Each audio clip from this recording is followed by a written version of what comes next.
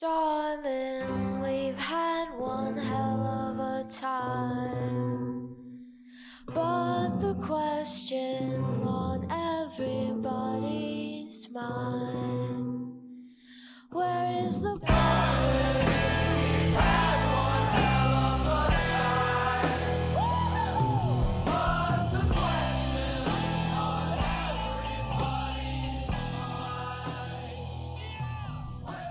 Welcome to Ideas Don't Bleed, a comics podcast presented by Ashcan Press and featuring Matthew Rosenberg and the Supple Boiz, Ethan S. Parker, and Griffin Sheridan. This is part 2 of our discussion with Gerry Duggan on his new photo book on Kickstarter, Timing/Luck, as well as his upcoming comic projects. We hope you enjoy. As somebody who, it's like hard to even fathom being in rooms with some of these people, like the book is kind of a surreal experience because you get this odd mixture of feelings from some of those photos where it almost makes you sweat a little bit because just like the weight of some of those moments, but it is such a they are sort of intimate feeling portraits, and so it's whether the reader is a fan of yours already or not, is there a particular feeling or feelings that you're hoping that people walk away from this from, particularly since you reference it as an autobiography? Is there something you're hoping to impart on people with this? It's a good question. The honest answer is I am just presenting it as the camera saw it anyway. Right. And in a world where I think it's safe to say that like truth and embellishment and whatever else is or I guess twisting of the truth is can sort of be out there. There's no way to lie about any of this stuff. I could write up a story about like meeting Lynch, backstage, but like, the real truth of that matter is it was a quiet moment. We were being quiet because we were watching what was happening on stage. And right. When that was over, actually in that moment, we just talked very briefly about Miguel Ferrer, and because he had just died, and I just said, "Oh my gosh, my condolences." And he goes, "Wasn't he a special man?" And again, like I guess to Matthew's point, I hopefully have the wisdom not to go, "Hey, I have a comic book coming up let's talk to you about." It's just. If you can be yourself and be comfortable with yourself. I mean, David, Mr. Lynch obviously knew I was photographing him, but yeah. I was also not doing it with flash and not doing it in a way that was flashy. Mm-hmm. Everyone hopefully is very comfortable. I don't know. This is actually a question for you, Matthew. When I walk in with the Leica, does anyone go, "Oh, I don't want my picture taken"? A couple of people do, for sure. I feel like you have a trust with most of the people in that room. Yeah. I feel like there's a couple of people who slink out of frame, and then there's a couple of people who. It's funny because I'm not a big in front of the camera person. I never have been. I don't. Even doing this podcast sort of goes against my instincts in a lot of ways. Of sure. Like, I'd rather just write and have no one know who the fuck I am or what I sound like or look like, but that's not always an option. I say that like someone made me make a podcast. But like there, and so I sort of I do like a kind of deer, when I deer in the countryside where I'm just like, if I don't look at it, I'm very aware of it, but I'm never going to look directly at it. But that's if it comes too close to me, I'm going to run. So I'm in a bunch of photos, not in the book, but like I've seen a bunch of your photos where I'm in the background, and I could tell in that moment that I'm aware of it, but very much acting like I'm not aware. And then you have guys like Donnie Cates and Chip Zdarsky who are like always sliding into shots and always like have the funny thing to do. And I think you do a great job of capturing that sort of balance of people. I think that like, you have some great pose stuff. Like I think the photo of Kieran Gillen made me laugh only because it's like a very dignified photo. And I know that it's in the bathroom of a hotel. It is in the bathroom of a hotel. It's the nicest bathroom. I mean, it's a majestic toilet. it's the nicest room I've ever been in. Yeah, it just happens to have people shitting in it. What is the name of that hotel? What is the name of that hotel? It's the hotel where the guests of Thought Bubble stay now. In Harrogate. Yes, in Harrogate. Yeah. And I do forget the name of it, but my understanding is the hotel, you used to probably be some sort of gentleman's club, because I did ask some of the women, I was like, is the women's bathroom as nice as the men's bathroom? There's sofas and stuff, like like in case you want to say goodbye to your turds before you get up and throw them away. A quiet moment alone. Anyway, very, very funny. All you can do is walk into that bathroom and laugh. And actually, you know, Torin was in there, and she's like, I really want to see it. And I was like, well, let's go. Yeah. And those photos made the book because they were so sort of charming. I remember at Thought Bubble, people having to come in to use the bathroom and constantly being like, oh my God, because there are like 30 people just hanging out and they're like sitting on couches because it's such a nice room. And people just being like, well, I don't want to piss in here, like this is awful. It's like but you know, like this photo of Kieran is so funny because it like the framing, the backstory is funny to me, but also the framing is nice. But it's right in the book, I don't know if it's right next to, but the juxtaposition, then you have this photo of Jock driving your car. That's your car. Yeah, that's my car. And he looks like he's gonna go beat someone to death. Like he looks like it's the start of the third act, and Jock has to go drive, and he's gonna fight a bunch of people and beat them up, and then in the end, it looks like he's gonna lose, and he's gonna stab someone in the throat and win. Jock Wick. Jock Wick. Yeah, that's not bad. It's such a, and you have this mix of these very candid moments that are so cinematic and insane in this book, and then these totally posed things like the Kieran picture. Do you have a preference? Do you like one more than the other? Hey, you know what? They both sort of happen at the same time. I don't control it. Like if someone wants to like present something, they can. And that's if they notice that I'm shooting. Like, I don't know that Jock knew that I was shooting because I was sitting next to him and we were driving too fast. That particular shot happened because we were hanging out and he'd come to town. I think we were at 7 Grand downtown, and I'd parked in an alley like nearby. Like I couldn't find parking, and I was like, nobody's it's Saturday night, whatever. And I was like, well, good night, everybody. And Jock was like, is that your car? And he's like, that's illegal in the UK. And I used to drive a Prius. And then at a certain point, I was very responsible. I was a good eco friend. And then I downgraded, I guess some would say. You became an eco enemy. I became less of a chum to the environment. I bought a Dodge Charger with a Hemi, and it's the RT. It's a road track with everything blacked out, debadged, and so I was like, well, I'm getting new tires soon. You know, do you want to finish these ones off? We could go to the Rose Bowl and you could give it the beans. So we drive up the 2. And so that's what I was doing there is, you know, shooting Jock, like doing, like, we didn't, I don't want to say that we were acting irresponsibly because we really, I think we're pretty under control, but it was fun for both of us. We got this great picture out of it. It's, but you're right. It is obviously a much different than sort of just being in a bar and then shooting a shot and seeing what you have later.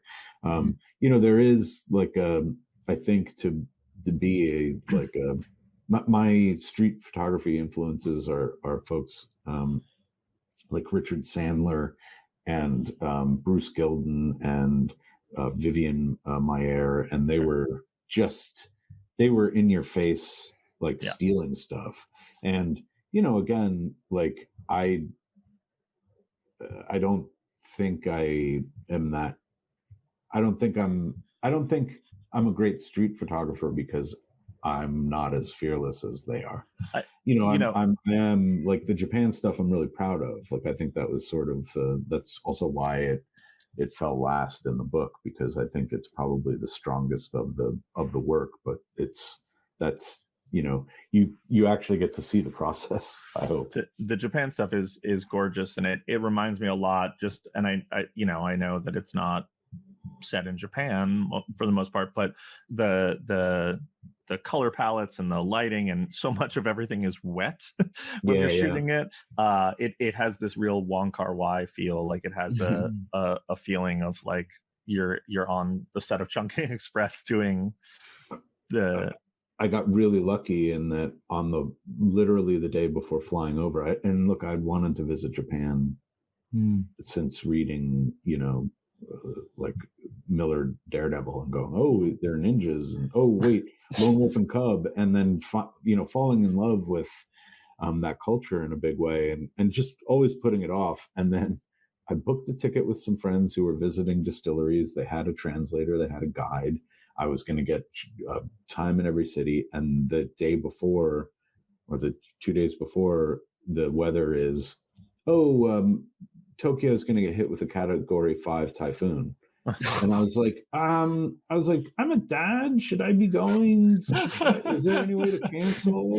And they were just going to go. They were like, well, to hell with it. If we get stuck in Tokyo, then we have more time in Tokyo and less time for the other things that we were going to do. And I was like, okay, but you're not a dad. Like, should I still be going? And then I was like, oh, I've got life insurance. I was like, all right, I'm going to do this. And actually, it's the best thing I ever did, because a lot of those, photos, are some of my favorites. And obviously the trip was just incredible. If you have not visited Japan, everyone should. They're starting to really open up now after COVID.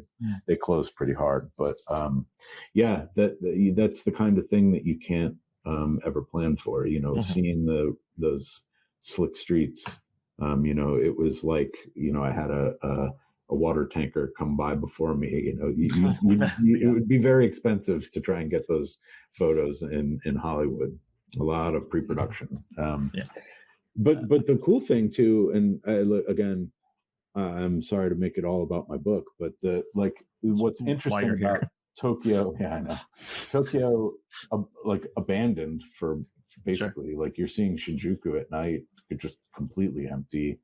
And it pairs really well with the end of the book, which is, pictures from Los Angeles in the quarantine, where that it's really back to Omega Man and some of that stuff. And I thought I was going to see other photographers out there. We were breaking quarantine. I was in an N95 shooting when we were all supposed to be home. I don't know that I felt irresponsible, because that was the only time that I left the house.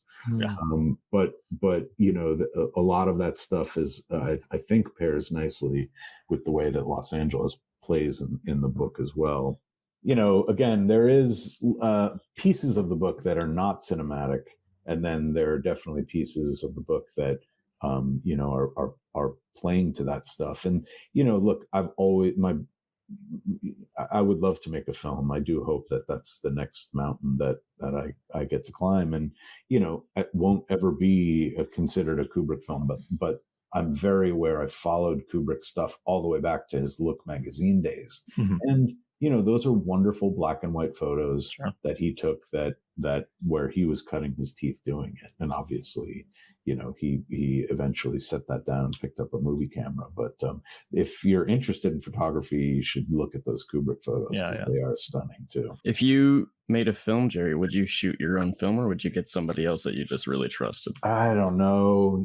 I think it would have to probably be digital for cost, but I would love to work with a DP that would like to accommodate my bullshit. And that can be hard. You have to really find the right collaborator. But I do. I have a 28 millimeter lens on that camera, and it's so you're locked in. It's a fixed lens, so you're getting always a wide shot. And probably what I'd like to do is upgrade to a 35, something that a system where I can interchange some lenses and put on a 50, which is a portrait lens. But really what I want to do is get that 35 going, and then sort of maybe use that as the basis. There's so many amazing opportunities to now do this yourself.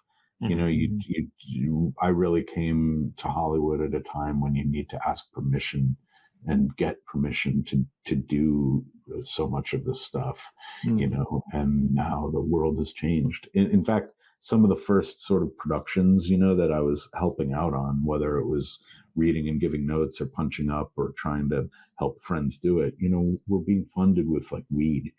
So much of the early independent cinema is like stuff where you're doing some big score to be able to take the money and roll it over into your first feature. Mm-hmm. I have a friend who made his first feature, and I asked where the investors got their money, and he was like, "They're dirty cops." And I was like, I thought it was a joke, and he was like, "No, it's not a joke." He's like, "It's dirty cops. They stole money." Holy shit! Yeah, and then it's laundered clean. Yeah, you are showing losses, if not profits, on that stuff, and then now they're executive producers. Now they have a 2-show deal at Showtime. Yeah, and everything's super cool and super fair and super legit. I think is what the takeaway there. I had a couple of questions. One quite technical, and that is just what kind of stock are you typically shooting on? What? It's everything is digital in the book. Really? Holy shit, dude! Impressive. Well, you capture a lot of texture and some of the low light stuff. I guess some of the low light stuff should have given it away, but like there's a lot of really great texture in there too. I guess it's the lens doing the work. Yeah, the cool thing about that Leica is that lens, and then you can shoot at super low ISO, and like I'm shooting in near dark sometimes, but if you can have a steady hand and crank it all the way down and see what you get after, that's the way to do it. So I'm heartened that you thought some of it was analog. That was where I started. When was the last time you shot film? Emerson in the 90s. Oh, really? Wow. Yeah.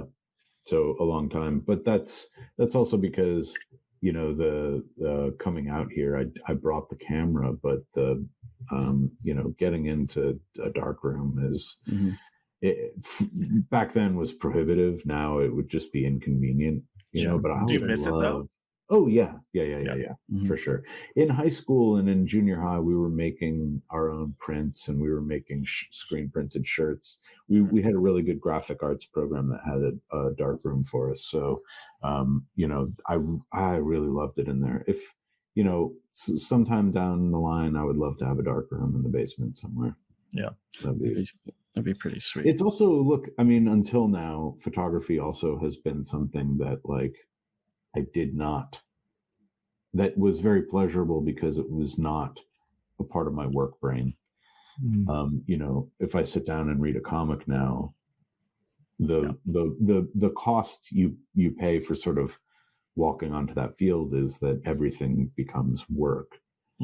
And that's again, I don't mean to complain about it at all. It's just that part of the brain just doesn't turn off. So, again, movies, TV, comic books, all these things that I very much loved, become, and tainted is not the right word. They become a little burdened with that story brain that just never turns off. You're always looking for where it's going and the seams of how something is made. And photography for me still is really something that I just get to go, I'm going to go see if I can make something that I like looking at again. I don't really ruminate much on the past. And that's what was such an odd experience during the pandemic. And finally looking backwards, there's an amazing photographer named, I mentioned her once before, Vivian Maher, who an amazing street photographer. I don't think she shared a single image while she was alive. Yeah. They discovered them all. They discovered everything and I'm no Vivian, but what I take from that would be, maybe I should just go see and pan for gold and see if there's anything in there, because all my stuff is digital. It's going to be on drives. It's going to be in a Dropbox. Like years from now, hopefully a long time from now, if I drop dead, I don't know that my son will know who any of those folks were, what those moments were, why I think they might be worth sharing. And I don't want to leave that to him anyway. I'd rather leave him a book to go, these were the ones I thought were good. Don't worry about the rest of it. Well, it's funny, earlier we were talking about stand-up, and and the way that the two like share some similarities in that, like you're saying, sometimes when you get behind the camera, you bring the camera along, there's like an improvisational sort of, quality to it where you're just showing up and seeing kind of what happens, and you have to be on top of it as things are unfolding and that sort of thing. But also the vulnerability we were speaking to live performance and stuff. And I think for some of these people, that you're shooting, there has to be that vulnerability, because there's a reason that all the terminology of using a camera is like very similar to using a weapon, like point and shoot and and that sort of thing, is because the subject is sort of at your whim. And so we've talked a lot about the photos, but the book is also an autobio, like we've talked about, and so there's something to be said about the photographer too, Gerry. And sitting here talking for 50 minutes now, it's clear that you just have this warmth and this sort of energy that people, I think, sort of just like turn your head like Matthew does, or just sort of chill or strike a pose or whatever it is. And so man, I guess that's not really a question, more so just like fantastic work. And absolutely, don't sell yourself short. We keep talking about how you've got people like fucking David Lynch in your photographs and everything, but I'm sure those people are absolutely pleased to be in your presence. Lastly, though, why is there so much Chip Zdarsky in the book? Is it too late to cut some of that out? It's not. We can do great. A Zdarsky-ectomy pretty easy. Is there too much? Such a beautiful book. It's almost a shame. Is there too much Chip Zdarsky is the same question as is there any Chip Zdarsky? Right.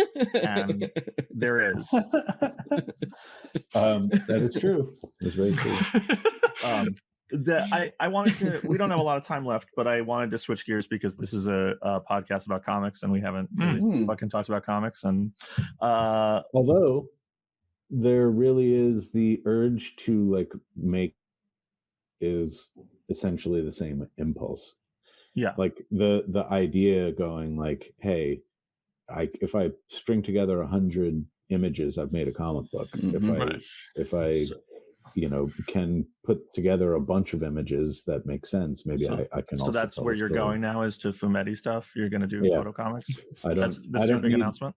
I don't need Pepe anymore or any of the other guys that I'm privileged to work with. You know what? You can name your camera Pepe, and Pepe Jr. The camera's name is Pepe Larraz. Gerry Duggan and Pepe Larraz's I just wanted to talk about earlier this year, you put out a book at Image Comics. You actually put out two. You put out the excellent Dark Room. Mm-hmm. Thank you. Yeah, which was an original graphic novel. But you put out a weird one, The Secret History of the War on Weed. Yeah. Which is you and some friends, the Deadpool team, if I'm not mistaken, your original Deadpool team. Yeah, me and Posehn and Koblish, who came in. He was the first artist to follow Tony Moore on Deadpool. We did I want to say this was Jordan's idea, the editor at the time, to do a throwback, a fake inventory issue, and it hit so hard that we were like, Scott, let's keep doing it. And so even though it took a while for Scott to get an arc of his own, we were using Scott as the mortar between stories to be able to build Deadpool a continuity that went way, way far into the past before his 91 arrival, and claim that it was in continuity. And I feel like Tom Brevoort would grit his teeth or whatever, and we can all ignore that. But we were building him into the future as well. So we went all the way to 2099. So we sent him all the way back into the past. And Scott was the perfect guy to do it because Scott was a Ramita Raider. So Scott was one of the artists literally sitting in the bullpen when Marvel was, still had artists in the bullpen doing corrections. If someone had drawn the costume wrong, Scott would have to draw like them. So they were building this perfect killing machine for us. And then we came along and we were like, great, now we're going back to the 60s. He's like, all right, I got this Kirby gear, He's this wonderful artist with a great sense of humor. I think we're moving to more honor his contributions as a writer. I think it's just the new book that we're doing. We did a War on Weed book for 420 last year. Now we're doing in October. It's called Scotch McTiernan's Halloween Party. So it's some of the same characters. And the gist of this one is very simply the monsters, the killer clowns and the sewer people and the chuds and all our friends who are none of those people because we don't own them, but examples of the sort of people who would say, oh my God, it's really hard to scare Americans because they're living in this horrifying nightmare.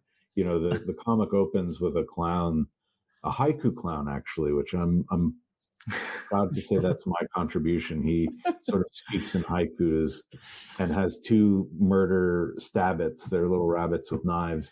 And he'd love to go do a murder, just a simple old-fashioned spooky Halloween murder. And then, an incel with a machine gun causes a ruckus and kills some people and obviously sends him off to the monster mash.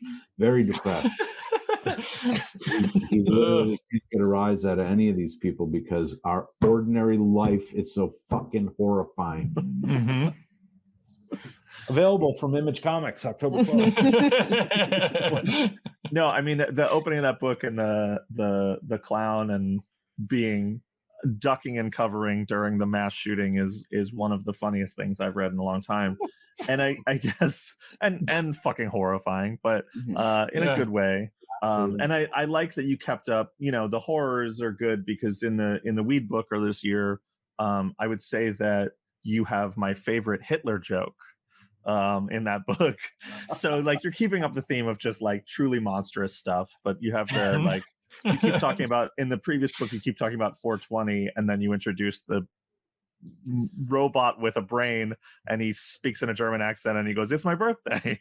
And that just made me laugh for so long. I said to Brian and Scott, I said, if we do that joke, we have to really make sure that brain is dead at the end. Otherwise, I'm not doing that joke. Yeah. It's great though. And you kill Hitler's brain, and that's, good for you. You should get a, Congressional Medal of Freedom for that.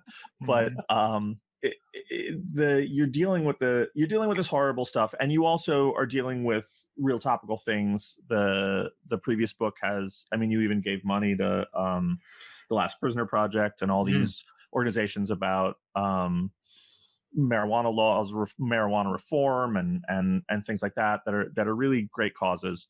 And this book is sort of about other topical things. I don't want to spoil it too much, but they're also comedies. And I sort of am curious. Comedy in comics is so rare these days.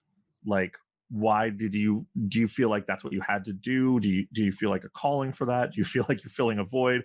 But also, like, why is there so much heavy shit in these books too? Like, why are you touching on these themes? I guess is my question. Yeah, it's like 9 questions. It's a good question. It's the weed part of it is there is certainly the prohibition of weed affected non-white folks the most. It was and now obviously on the other side, as we have filled our private prisons with brown and black skinned folks, that on the other side, now that prohibition is essentially all but over in most of the country, there is an inequity in who is now profiting from that. Sure. So I think you probably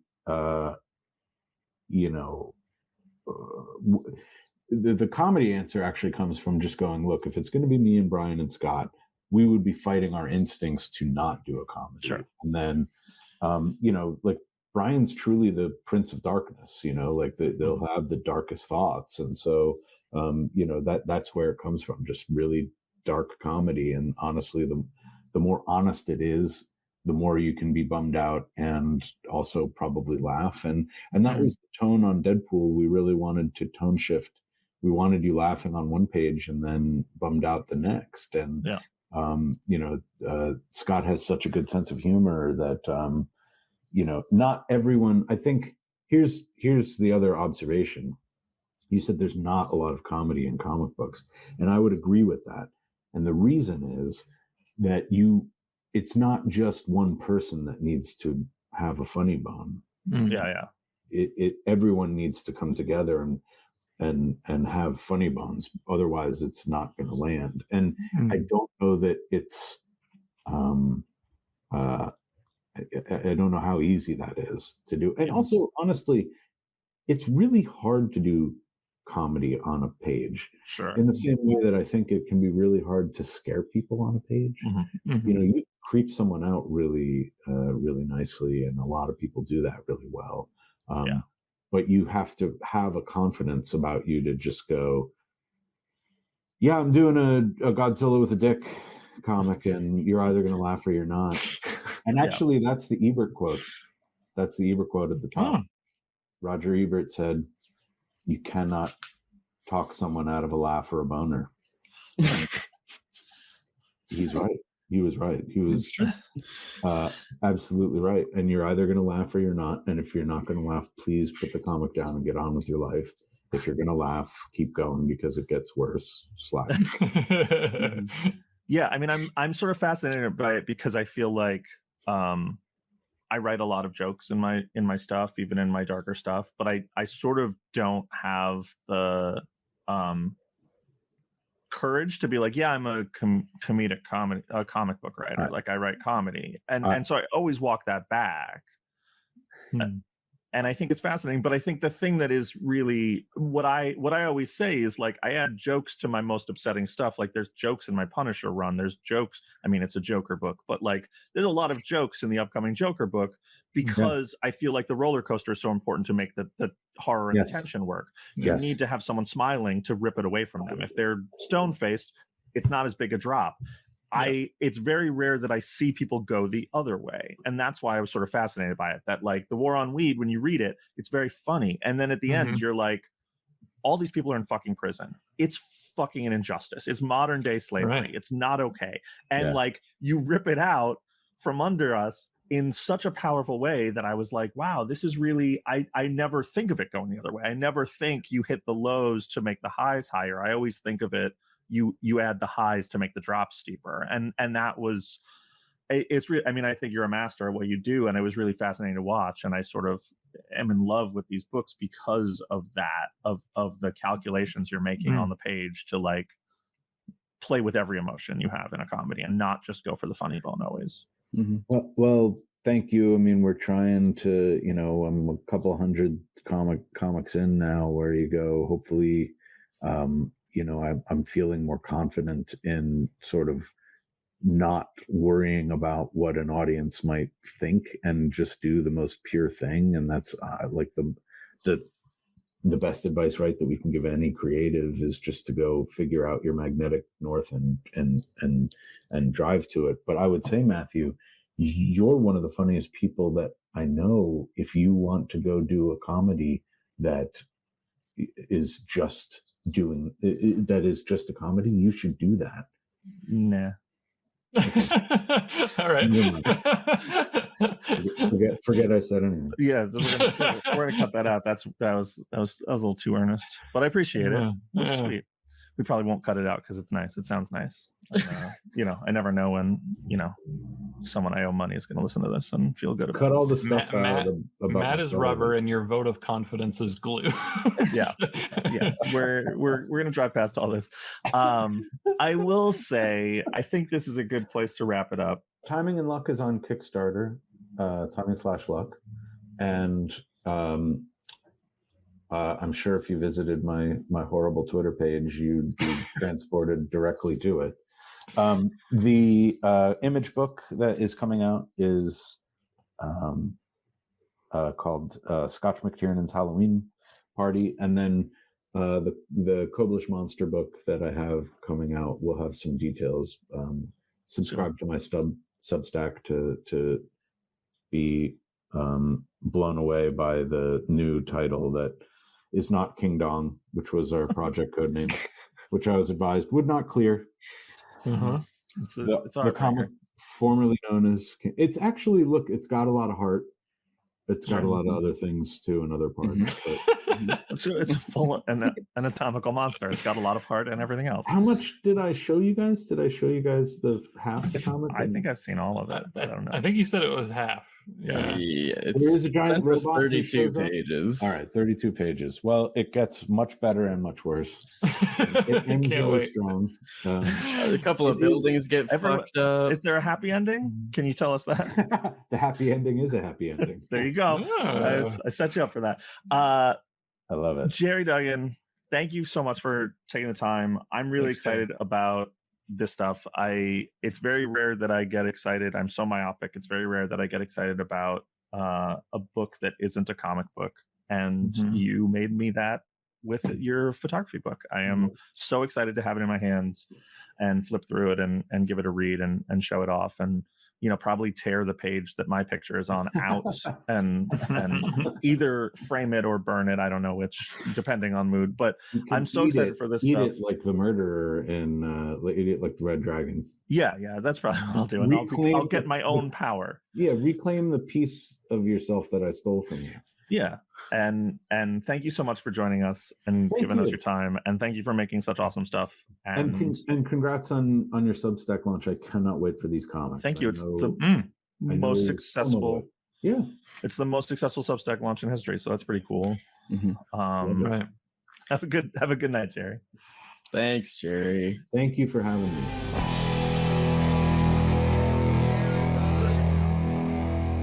That'll bring us to the end of part 2 of our discussion with Gerry Duggan about his new photo book on Kickstarter, Timing/Luck, as well as his upcoming comic projects. Make sure you check out the photo book by searching Timing/Luck on Kickstarter or just clicking the link in our description. You can also check out Gerry's Substack at gerryduggan.substack.com to see everything else that he's working on. To get the latest episodes of this podcast, as well as news, giveaways, and even comics delivered straight to your inbox, head to ashcanpress.com and sign up for the newsletter. We'll be back next week with another wonderful guest, and in the meantime, you can write to us at ideasdon'tbleedpod@gmail.com, tweet to Matthew Rosenberg at ashcanpress on Twitter, me at Tales to Astonish, or Griffin at Griff Sheridan. We'll include some of your correspondence on the show, and we'd love to hear what you have to say. And big thanks to Summer People for our theme song, Where's the Poison? Thanks so much for listening, and we will see you next time.